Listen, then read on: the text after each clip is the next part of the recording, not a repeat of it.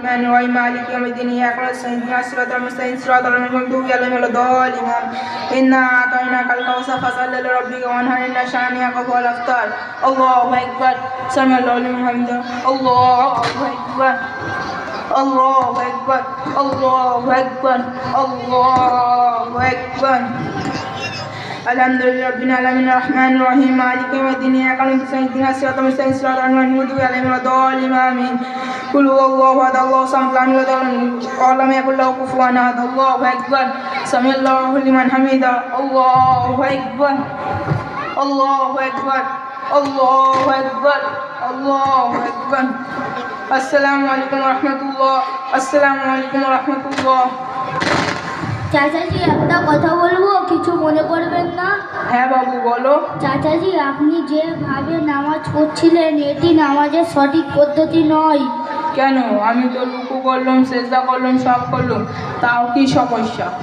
চাচাজি, আপনি রুকু পরিপূর্ণ করেননি, আপনার পিঠ সোজা ছিল না এবং রুকু করার পরে সোজা হয়ে না দাঁড়িয়ে আপনি সেজদায় চলে গেলেন এবং একটা সেজদার পর কিছুক্ষণ বসতে হয়, সেটাও ঠিকমতো হয়নি। এগুলো রীতিমতো ধীর স্থিরভাবে করা উচিত।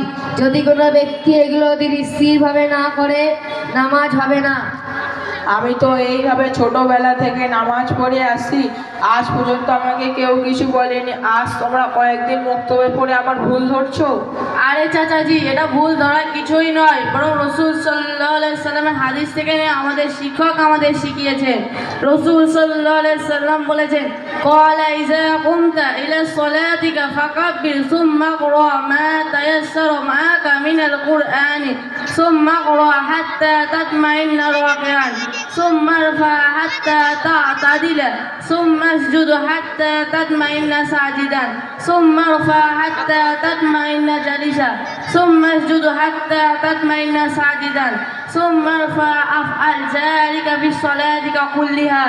অর্থাৎ তোমরা যখন নামাজের জন্য দাঁড়াবে তাকবীরে তাহরিমা আল্লাহু আকবার বলো, তারপরে তোমার যেটা সহজ হবে সেখান থেকে কোরআন পড়ো, তারপরে শান্তিপূর্ণভাবে রুকু করো, তারপরে পরিপূর্ণভাবে সোজা হয়ে দাঁড়াবে, তারপরে ধীর স্থিরভাবে সেজদা করবে, তারপরে শান্তিভাবে বসবে, তারপরে ধীর স্থিরভাবে সেজদা করবে।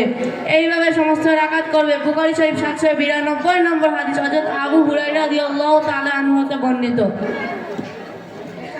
দেখুন চাচাজি, রুকুর পরে শান্তিপূর্ণভাবে দাঁড়ানো এবং দুই সিজদার মাঝে ধীর স্থিরভাবে বসার আদেশ দেওয়া হয়েছে। নামাজের মধ্যে এই সমস্ত কাজগুলো ধীর স্থিরভাবে করা ওয়াজিব। এর মধ্যে ত্রুটি হলে নামাজ হবে না।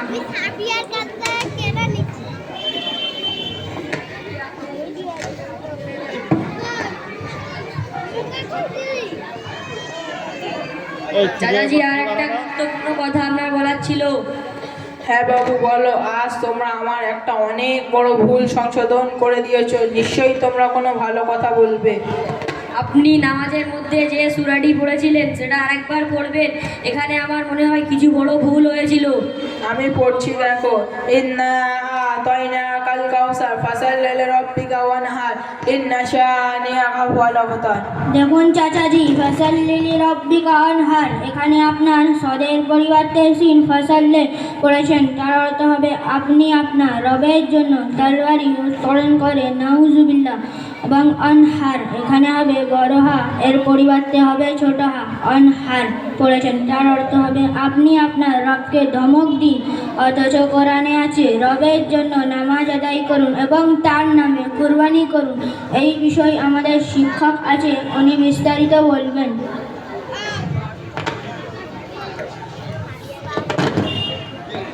তোমরা সবাই কেমন আছো? জি আলহামদুলিল্লাহ, আমরা অনেক ভালো আছি। চাচাজি, কি ব্যাপার, আপনি কিছু বলবেন নাকি? হুজুর, আজ আপনার ছাত্ররা আমার চোখ খুলে দিয়েছে। আমি বিগত 40 বছর থেকে ভুল পদ্ধতিতে নামাজ পড়ে আসছিলাম। আজের তারা বুঝে দিল যে নামাজের মধ্যে রুকু, সেজদা, বৈঠক ধীর স্থিরভাবে করতে হয়। এখন আর একটা খুব জটিল সমস্যায় আটকে আছে, আপনাকে বলবো কি? আপনার কাছে সময় আছে? বলুন, কি সমস্যা? আমি সূরা কাউসার পড়ছি, ইন্না আ'তাইনাকাল কাউসার ফাসাল্লি লিরাব্বিকা ওয়ানহার ইন্না শানিআকা হুয়াল আবতার। আর আপনার ছাত্ররা বলল আপনি যা ভুল করছেন তার জন্য কোরআনে মানে পরিবর্তন হচ্ছে, যার কারণে নামাজ হবে না। তাহলে এখন কি হবে?